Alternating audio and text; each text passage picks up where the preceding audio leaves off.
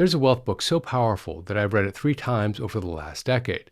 It's a book about what people do right and what people do wrong with their own personal finances. So far, it sounds like just about every other personal finance book out there, except for one thing. The information is eerily accurate because it comes from one-on-one interviews with over 1,000 self-made millionaires who were each asked the exact same 249 questions. And the answers were nearly identical in most of the major categories. We're going to talk about 4 of the most important points and a few of my own not related to the book coming up next on Holy Schmidt. Holy Schmidt! For those of you new to the channel, hi, my name is Jeff. I'm a CPA turned author turned public speaker. I'm also the director of the Retirement Ready Academy. I started this channel in 2000, really at the request of my daughter, to help people who couldn't help themselves during a very dark time in our country's history.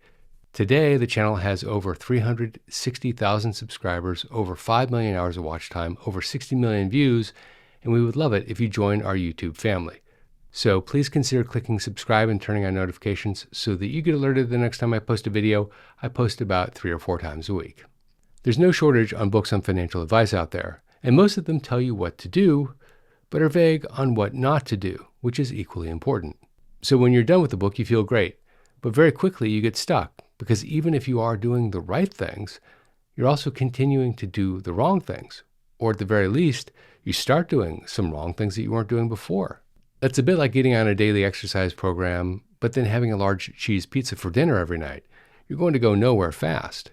This is the book, The Millionaire Next Door. It was on the New York Times bestseller list for 89 weeks, and it's sold over 3 million copies. I've personally read it 3 times. What makes this book so powerful is that the authors, both professors at different universities, interviewed over 1,000 self-made millionaires, largely self-made millionaires anyway, and those self-made millionaires told them the answers to 249 very detailed questions. They basically told them how they live their lives. The authors call them prodigious accumulators of wealth, but to make things easy, we're going to just call them PAWs.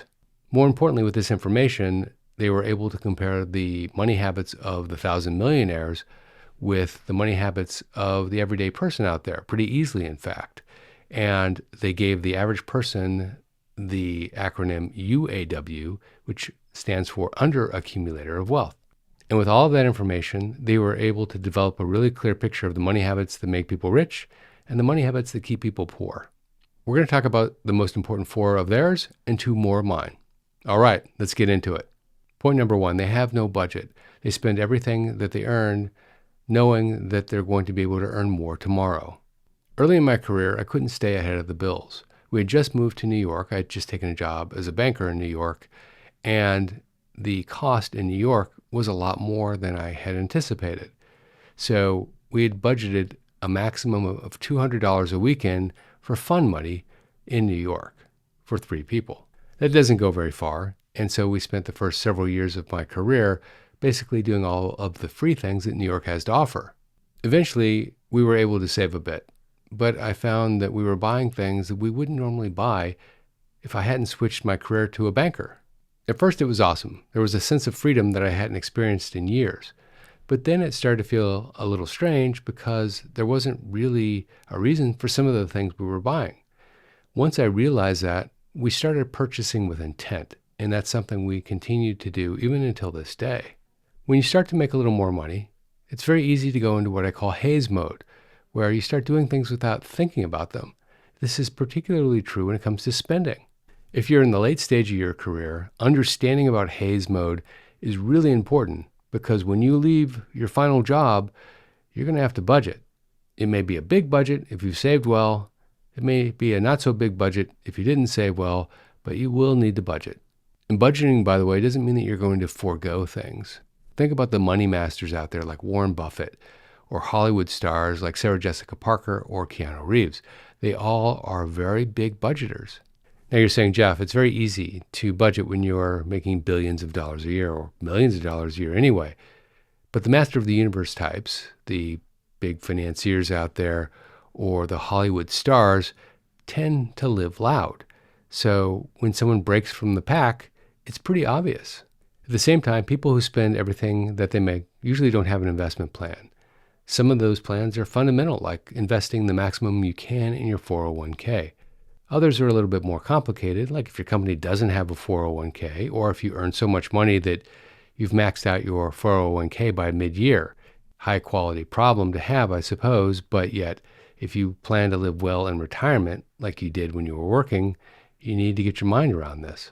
Getting on a structured investment program is essential for long-term wealth, one that grows as your income grows, but it's also the biggest money mistake that people make.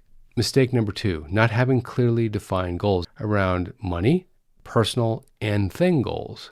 Let me explain. Once you set a goal, it becomes a living, breathing thing. It's like an internal GPS. If you feel like you're off course, you know it because you've put something down that you're starting to think about. Once every quarter, more often if necessary, I set 3 goals. I set a money goal, I set a personal goal, and I set a thing goal. A money goal might be something like how much you want to invest during the quarter, or to check that your portfolio is rebalanced, or to monitor mortgage rates because you want to refinance your house or you want to buy a house. That's a money goal. Personal goals are not necessarily money driven, but they might be something like I want to spend X amount of time with this person over the course of the next few weeks, or I want to learn a new recipe, or I want to learn a new skill, a new language. And thing goals are exactly what they sound like. Things I want to purchase, which is absolutely fine, by the way. You shouldn't feel bad about having a thing goal.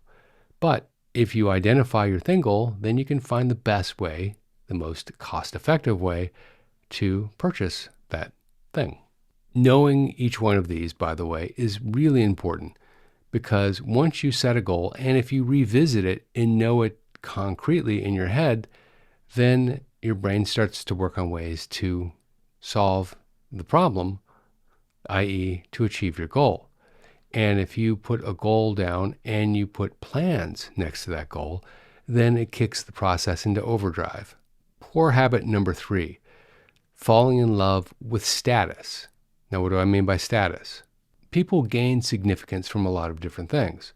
A lot of people gain significance from the statusy things that they own. Now, people do this naturally. Who doesn't like nice things? And more often than not, it's not just you who likes the nice things. You have an influence on you called your partner who often encourages you or discourages you, depending on who they are, into either buying or not buying something that is important, or at least it seems like it's important to you.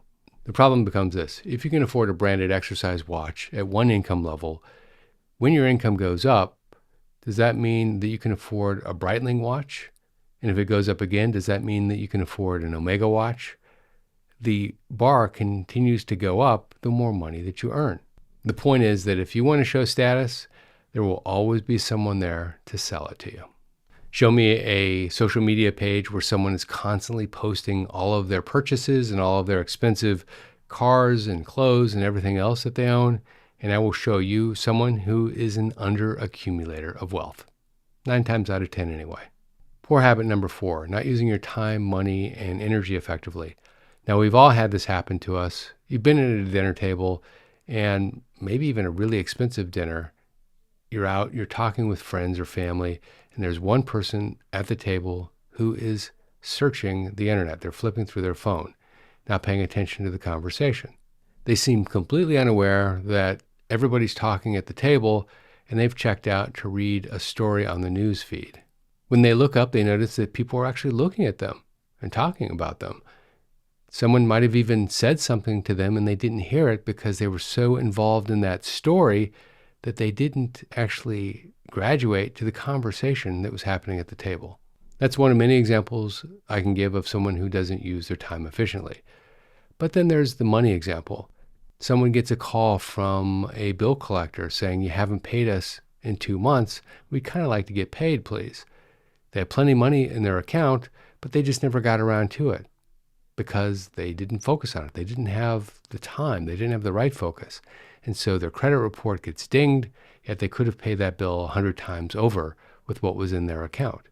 And of course, they're going to pay late fees along the way, but they're going to continue to do it because it's not important to them. And then there's the final example of someone who doesn't use their energy effectively. Someone might have 2 or 3 or 4 errands to run on the weekend, and instead of batching them together, they'll go out, they'll come back, they'll go out, they'll come back, they'll go out, and they'll come back, and spend the whole day running errands that they could have gotten done in 2 hours. But then that same person is supremely passionate about one thing, and they are on it with that one thing. So what's going on here? Well, the things that life requires aren't necessarily sexy or interesting, so they kind of fall by the wayside.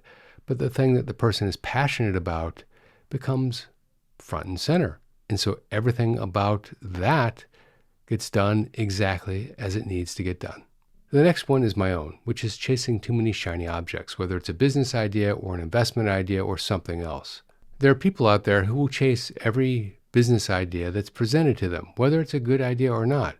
They're hoping for a home run, but oftentimes they can't even get to first base because it's not a great idea. Now, don't get me wrong. Taking risk is the nature of business. It's the nature of investing, particularly in the beginning years of your career where you don't have a lot to lose. You don't have a family that you need to support, a mortgage that you need to pay.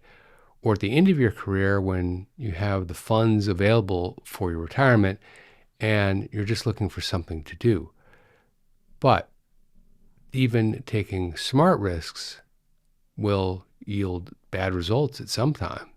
But there are people who wildly jump ship, try something else, jump again, try something else, jump again, and they do it so often that they don't realize that they're not building a foundation that they can use for personal success. I call this the kid in the candy store syndrome, and it's very dangerous. The problem is compounded by some of the rhetoric out there that suggests that success is simply just buying the right course or doing this one little thing and you're going to be wildly successful. The vast majority of people, by the way, in those instances aren't successful, but you do get the occasional success story. A stopped clock is right twice a day. I always tell people before you pursue an opportunity, whether you're coming to the end of your career or just beginning your career, look to the people who are where you're going to be, and then look at the people above them and see if they're successful. If none of them are successful, the chances are good that you won't be either. However, if there are a few that are successful, or there are a lot that are successful, then you have a shot. Success leaves clues.